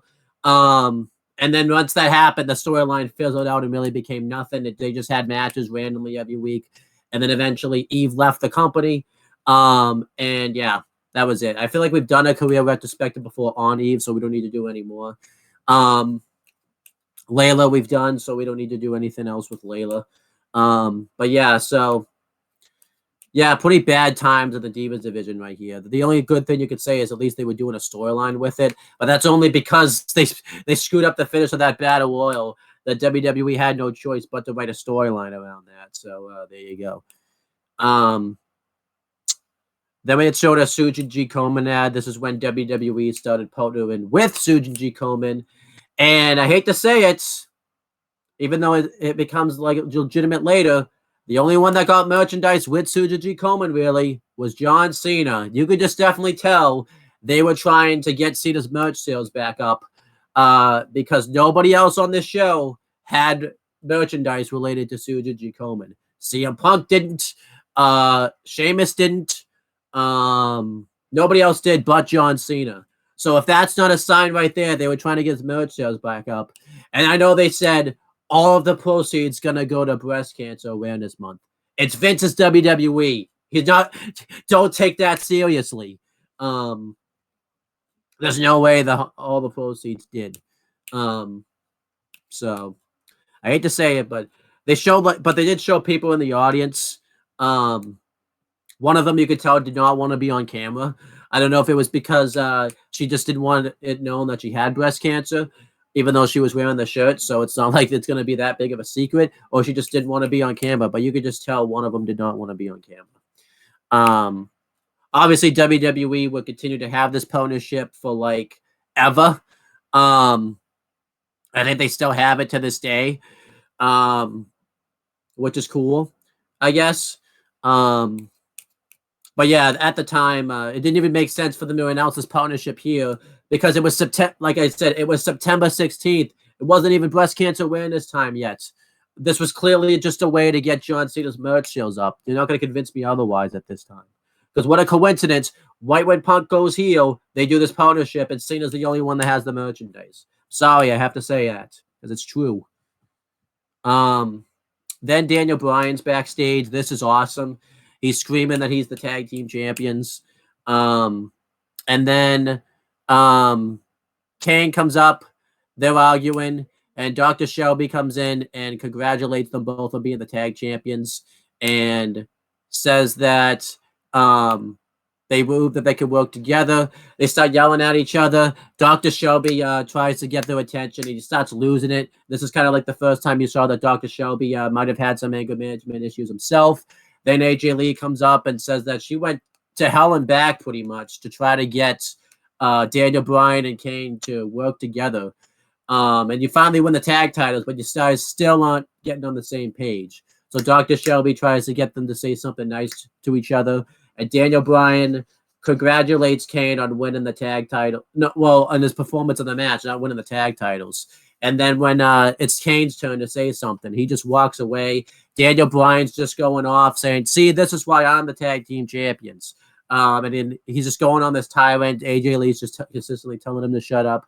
Then Kane comes up with a cooler full of punch, dumps it on everybody, and takes the Super Bowl line saying that he's going to Disneyland and walks off. And the reaction to them all getting to Bryan, AJ Lee, and Shelby getting the Kool-Aid dumped on them was classic. Especially Shelby's because he didn't really have much of a reaction. He just kind of stood there and took it. While Bryan was flipping out, he was all mad. He was cold, and AJ Lee was just blowing a gasket. This was this A+ segment right here. And this Team Hell No thing really ignited a fire back in the tag division that needed to be lit from in the tag division in the 2010s for a while. The tag division just gets really good at this time. They form Team Road Scholars later on. They just have classic tag matches on pay-per-views. Eventually, this leads to like the Shield coming in. They get the tag titles. Obviously, the Rhodes Brothers would become tag champions. The Usos, the New Age Outlaws would come back. Like the tag division was like, believe it or not, that's like really good. This is probably like the last moment of greatness in the tag division in Vince's WWE. I guess maybe the New Day and the Usos feud when they have that. I guess it's not the last one, but it's like the last notable one, I guess.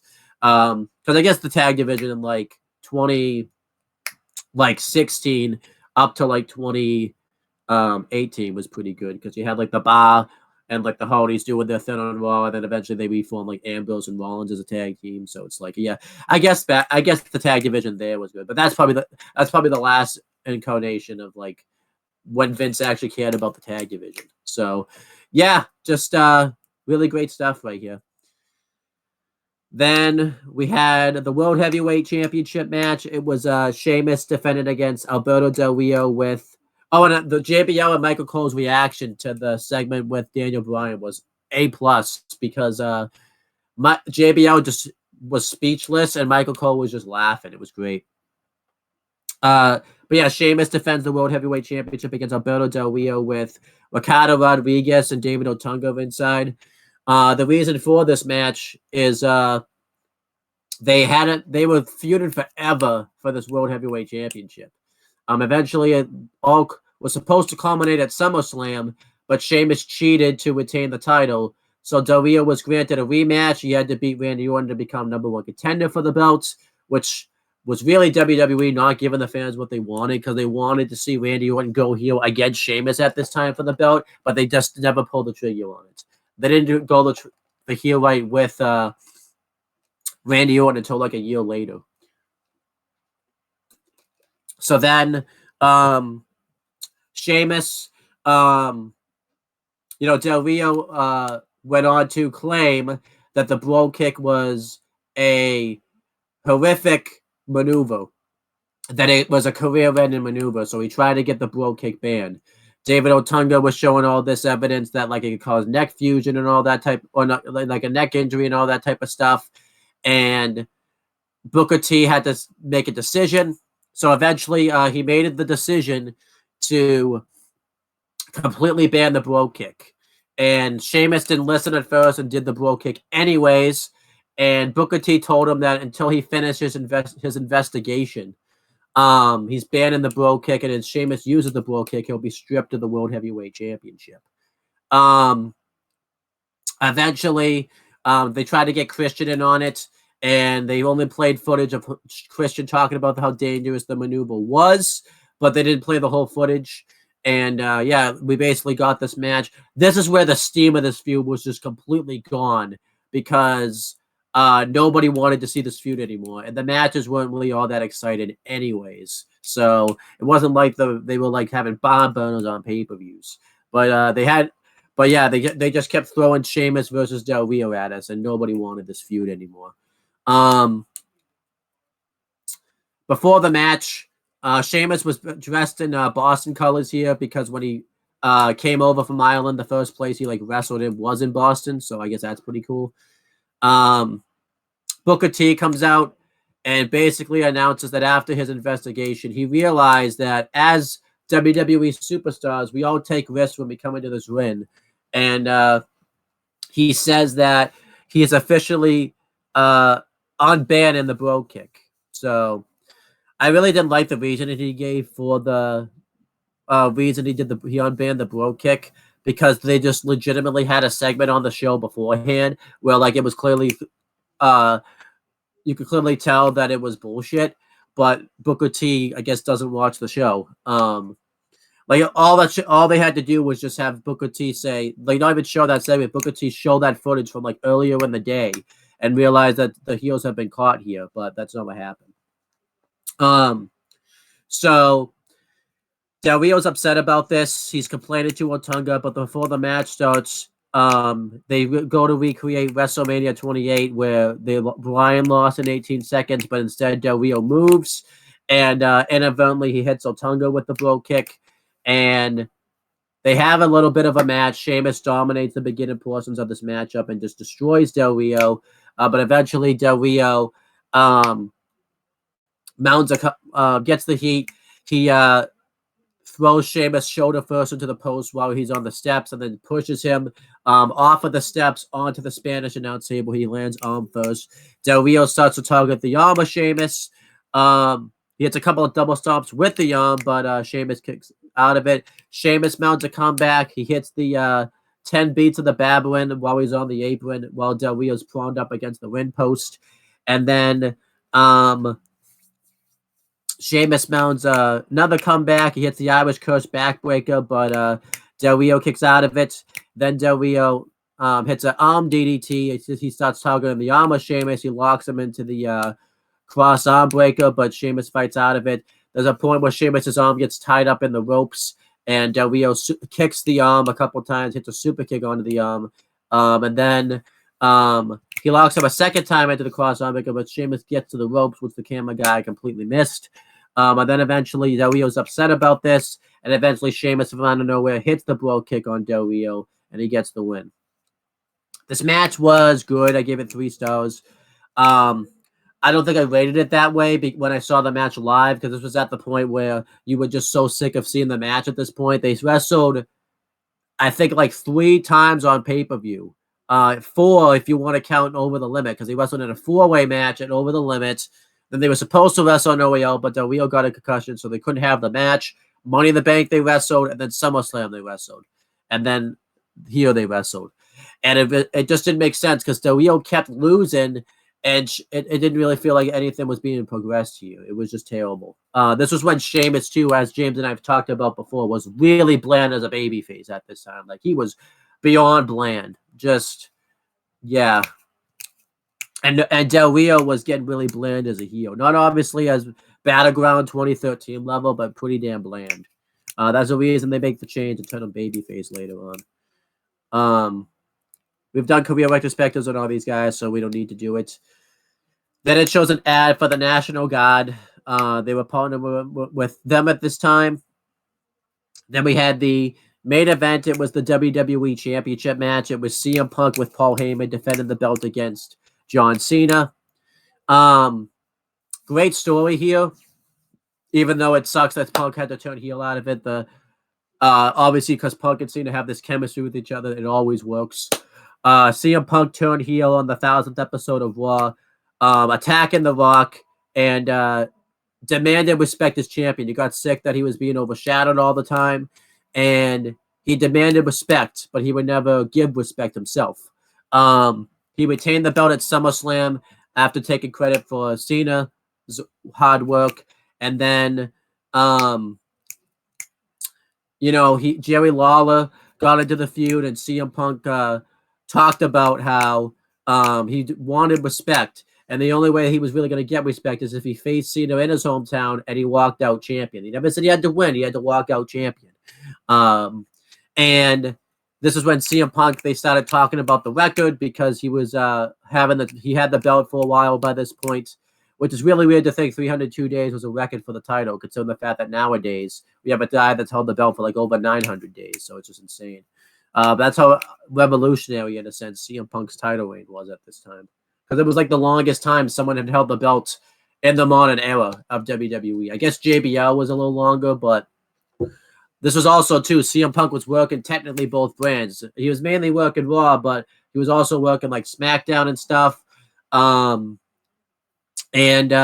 This was also at the time where the belt changed hands all the time. If you remember, right before CM Punk get the title, I think in 2011, the belt changed hands like 5 times in the span of a month. So it was really revolutionary, I think, at that time.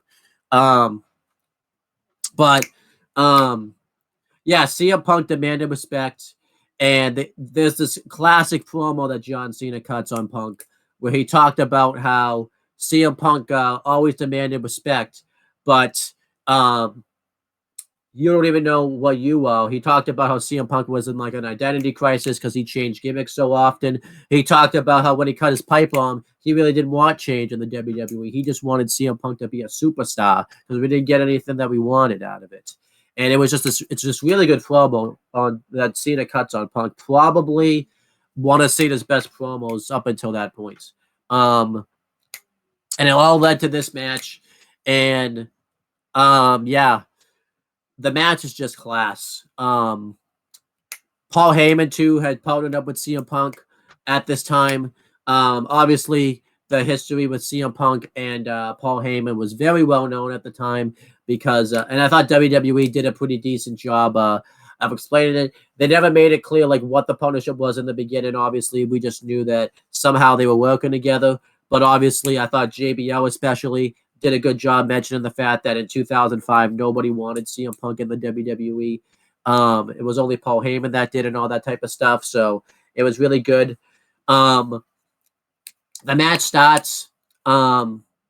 It's obviously meant to be that John Cena is meant to be the hometown babyface, where he's meant to get the audience behind him, and CM Punk's the heel. But that does not happen that way. The crowd changes their mind a little bit throughout this match. Originally, it's 50-50. Then they completely cheer Punk. Then they completely cheer Cena. Then they go back and forth saying, "Let's go Cena. Cena sucks." Like the crowd is all over the place in this match, which you really can't blame them for. But yeah, going through the match, CM Punk before the match starts just stands up and holding his title up in the air, just really soaking it in. I think he's trying to get hated, and it kind of works, but it doesn't work. I don't think the way the WWE wanted it to work. And then the match starts. Nobody really gets the advantage on each other. It's kind of back and forth. Eventually, John Cena hits a really good shoulder block on Punk, but eventually Punk hits a drop kick on Cena. He dominates the beginning portions of this matchup. He hits a snap suplex on Cena. He hits a clothesline on him in the corner. He throws him to the outside, throws him into the barricade, and we see John Cena Sr. in the crowd, and CM Punk's mouthing off to him, just beating him up right in front of John Cena Sr. Eventually, John Cena takes exception to this. He hits a drop kick to the outside onto Punk. He hits a suplex, sending him ribs first into the barricade right in front of John Cena Sr. and suplexes him onto the floor, throws him back into the ring, and CM Punk immediately follows it up with an elbow. CM Punk starts dominating. He hits a neck breaker on Cena. Cena mounts a comeback. He hits the shoulder blocks, followed by the protoplex, but he's unable to hit the 5-knuckle shuffle. CM Punk gets the leg up, and Punk hits a couple of clotheslines. He hits a neck breaker on Cena, and he goes for the GTS, but Cena counters it into DDT. Cena goes for the AA. Punk does the same thing. And John Cena, I still can't believe this happened. I actually forgot this happened. Hits a clothesline on Punk outside the ring, and he actually hits a suicide dive to Punk here. I actually can't believe it. And the suicide dive looked relatively like smooth. Like you'd think it'd be sloppy because Cena's sometimes when he tried his offense out, it would always look sloppy. But the suicide dive actually looks pretty good here. He goes for the 5-knuckle shuffle a second time, but Punk counters it into the Intercontinental Vice. And then Punk hits the GTS. Cena kicks out. Cena hits the AA. Punk kicks out.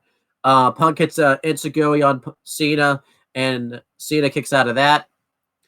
Punk hits an electrifying Uranagi on Cena, and Cena kicks out. Obviously, this is significant considering the fact what ends up happening at the Rumble, where CM Punk goes on to feud with The Rock. CM Punk goes for... eventually, Cena locks Punk into the SCF, but he gets to the ropes. And then Cena goes for the leg drop off of the top turnbuckle. Punk ends up just sitting down regular, and he hits a high kick on Cena, but Cena kicks out of that. Punk hits a second GTS, and Cena kicks out. Eventually, they fight towards the turnbuckle, and John Cena hits a German suplex from the turnbuckles and covers them and gets the win. I remember when I was there live, I was like, really? That's how they ended CM Punk's title reign, off of a German suplex off of the top turnbuckle? And also, too, it didn't even make sense that it was the finish, because all of a sudden, it just felt like I thought at first they just ran out of time or something. But that's not the case. Cena celebrates with the championship. He high-fives the National Guard. He hugs his father. And they basically did the Dusty finish here, because the referee grabs the belt. He hands it back to Punk, and it's revealed that both guys' shoulders were down, and that's actually a draw. John Cena wants the match restarted, and says that we're not going to end it that way. And I really like what Punk does here. He sees that he nearly could have lost his championship, and he had this look of desperation on his face, and realizing that if this match potentially gets restarted, I could lose here. So to prevent that from happening, This is the way I took the storyline anyway. CM Punk blasts Cena off the head with a championship and gets out of there as fast as he possibly can. I liked this a lot just because it showed CM Punk was really desperate to keep a hold of his championship because he realized that if there was a good chance he was going to lose, and it got him over, I thought, pretty decently well as a heel because it was never said that he had to beat John Cena. All he said was he had to walk out of Boston with the title, and he did, but there's an asterisk onto it. So even though CM Punk wasn't really should have really been a heel at the time, I thought everything came out looking pretty well. This match is great. I gave it 4.5 stars.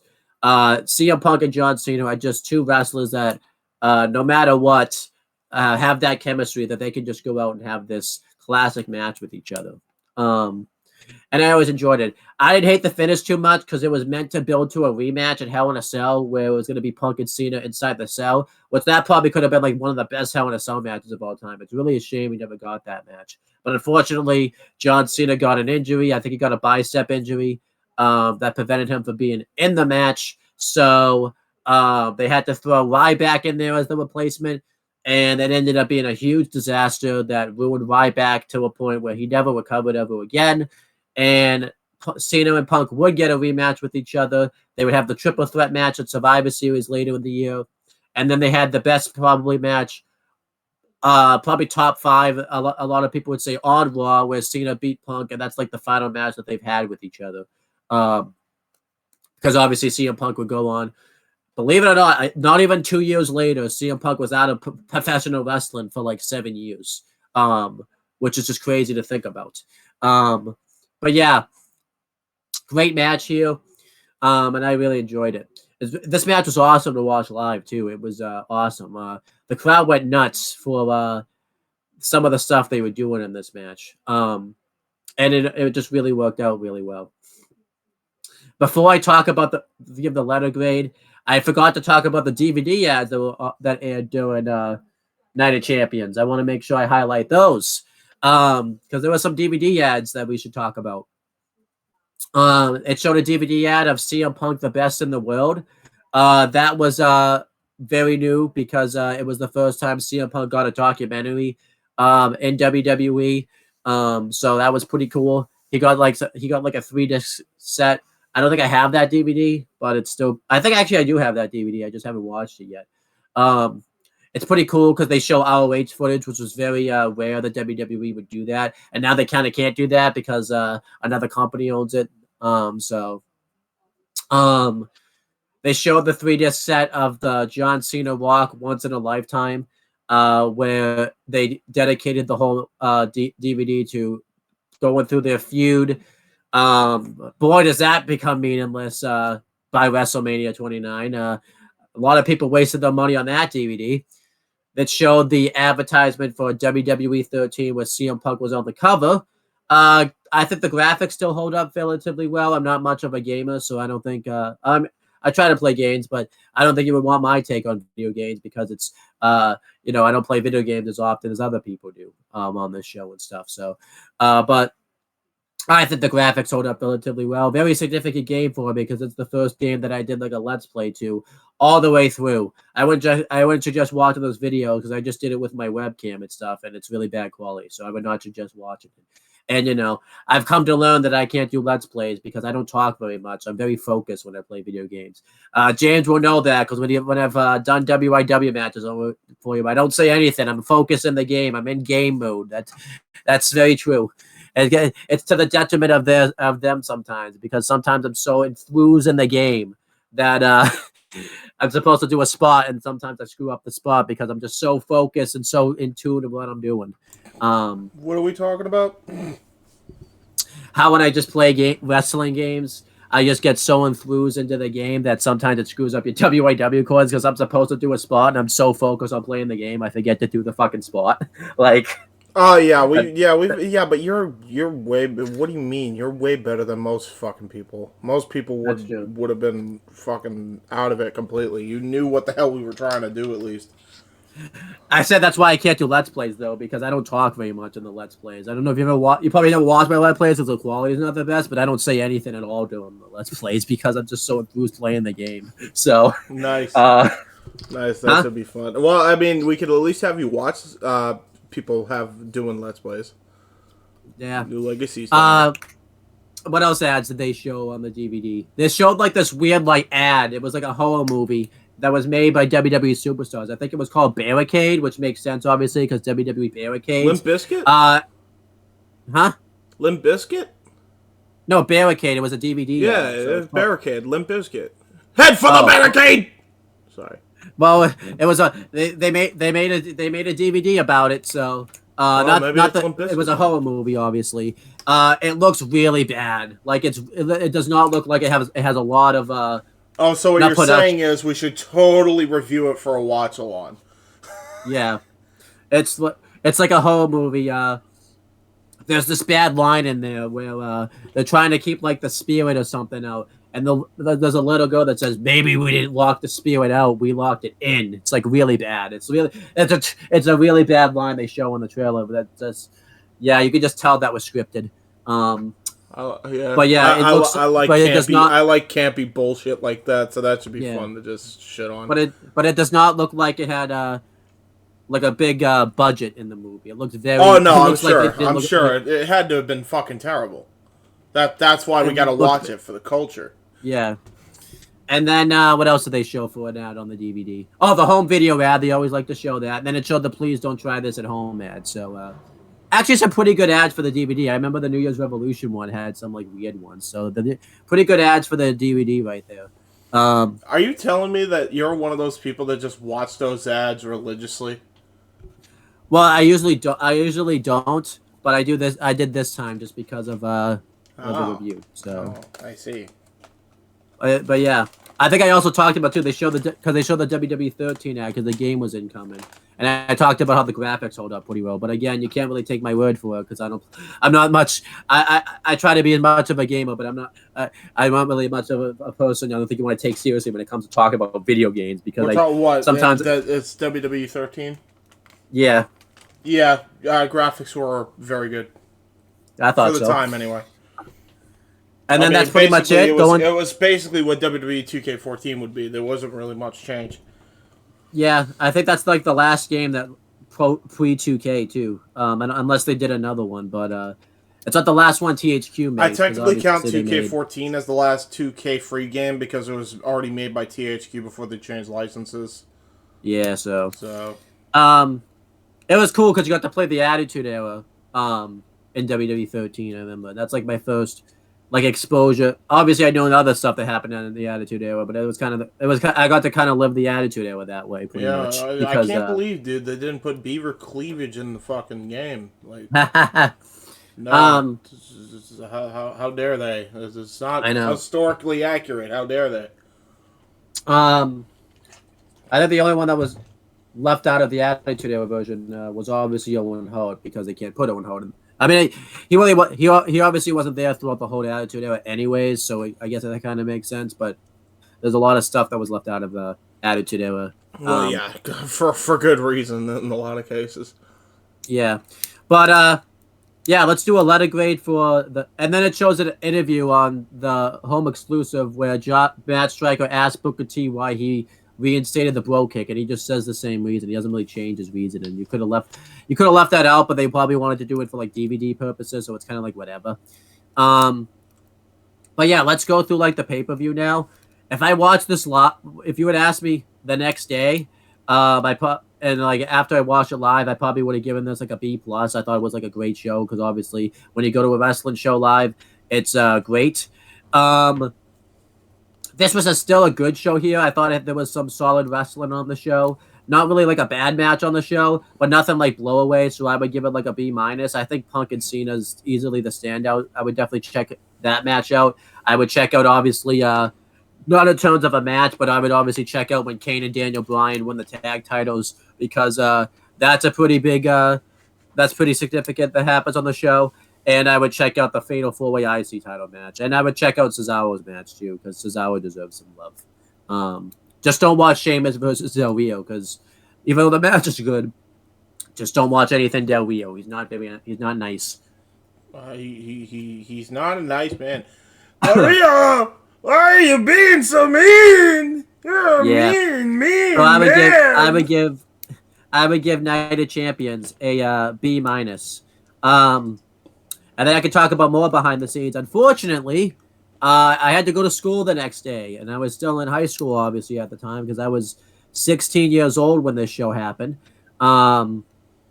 So luckily, we just went on like a field trip the next day. I don't even remember I think we went to like a fair or something. It was like something random. We were supposed to do like, I think we went for like horticultural landscaping things. So we were supposed to do all the landscaping things, but instead I went with like the group of friends that just wanted to go on all the rides at the fair. So that's what we did. And then we just did it at like the very end, like the last hour of the thing. So we were just kind of like, whatever. And we just kind of wrote down that some bullshit, and they were just the teacher just accepted that as an answer. So yeah, it happened. I was tired as hell when I went because I slept the whole ride there because I think I got back from the pay-per-view at like 2 a.m. and this is at the time where I had to get up at like 6 a.m. to go to school because I think school like started at like 7 a.m. So yeah. Luckily, there was a field trip because I was not going to be ready. Like, I slept the whole car ride. I think it took us like an hour and a half to get there. I think I slept an hour and a half going to the thing. I was just tired. And that was a big risk for me to sleep with being in high school. Like, no one drew on my face, luckily, or anything like that. They just let me sleep. I don't know why I didn't get pranked, but I just got lucky in that case. So you didn't have any. Everybody was just like, they probably looked at you as just like, I don't want to in case he accidentally flinches and punches me in the head. Yeah, that's totally what. Let's not do that. We're gonna get fucked up. Yeah, so, which is really weird to think of. I think because too, there's been times in the past where people had touched my face in school and I didn't react the best to it because I do not like having my face touched. So I don't think they wanted to take the risk if I was sleeping. So. Oh, dude, fucking them fighting motions. Yeah, but Birdman's about to go Mac militant.